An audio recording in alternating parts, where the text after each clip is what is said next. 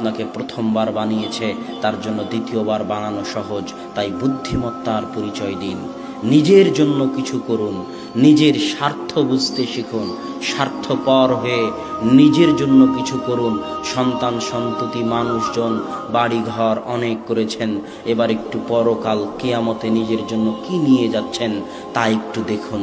এই জন্যই কিন্তু আল্লাহ আপনাকে সৃষ্টি করেছে, ওমা খালাকতুল জিন্না ওয়াল ইনসা ইল্লা লিয়াবুদুন, মানুষ এবং জিনকে সৃষ্টি করেছি শুধু আমার ইবাদত করার জন্য। সকাল থেকে সন্ধ্যা পর্যন্ত, জন্ম থেকে মৃত্যু পর্যন্ত মানুষ শুধু আমার ইবাদত করবে, আমার জিকির আজকার করবে, আমার তাসবিহ তাহলিল করবে, এটাই মানুষের কাজ। তাহলে খাওয়া দাওয়া, চাকরি বাকরি, বেঁচে থাকতে খাওয়া লাগে তাই খাবে। কথা মনে হয় বুঝাতে পারি?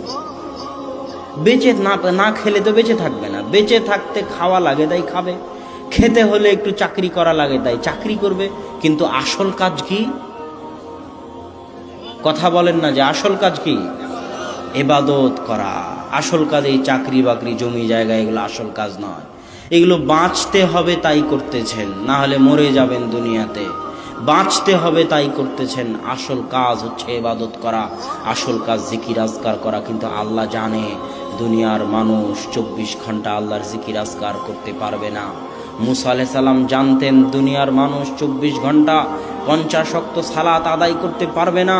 এই জন্য আল্লাহ বলেছেন, ওয়া আকিমিস সালাতা লিযিকরি, দুনিয়ার মানুষ আমি জানি তোমরা 24 ঘন্টা পারবে না, তবে অন্তত পক্ষে নিম্ন পক্ষে যে কোনো মূল্যে সারাদিনে 5 বার আমি আল্লাহ আমাকে স্মরণ করিও। আল্লাহু আকবার। স্মরণ করলে আল্লাহর কোনো উপকার আছে তা নয়, স্মরণ করলে আপনারই উপকার আছে।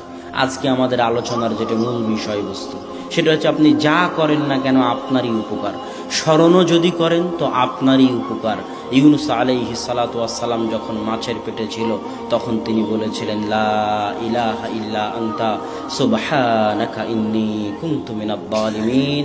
আর আল্লাহ বলছেন, ইউনূস যদি মাছের পেটে আমাকে স্মরণ না করত, ইউনূস যদি মাছের পেটে আমাকে মনে না করত, লালাবিসা ফীহি ইলা ইয়াউমি ইউবআসুন, তাহলে আমি ইউনূসকে মাছের পেটে কিয়ামত পর্যন্ত রেখে দিতাম।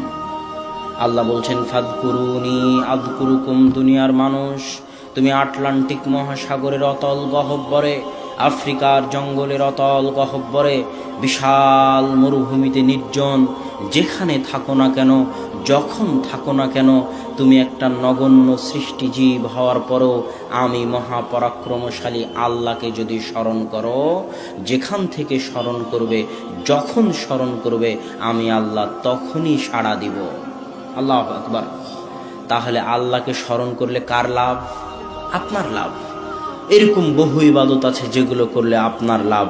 রাসূল সাল্লাল্লাহু আলাইহি ওয়াসাল্লাম বলতেছেন, মান সাল্লা সালাতাস সুবহি ফাহুয়া ফি জিম্মাতিল্লাহ, যে ফজরের সালাত আদায় করলো তার হেফাজতের দায়িত্ব আল্লাহর।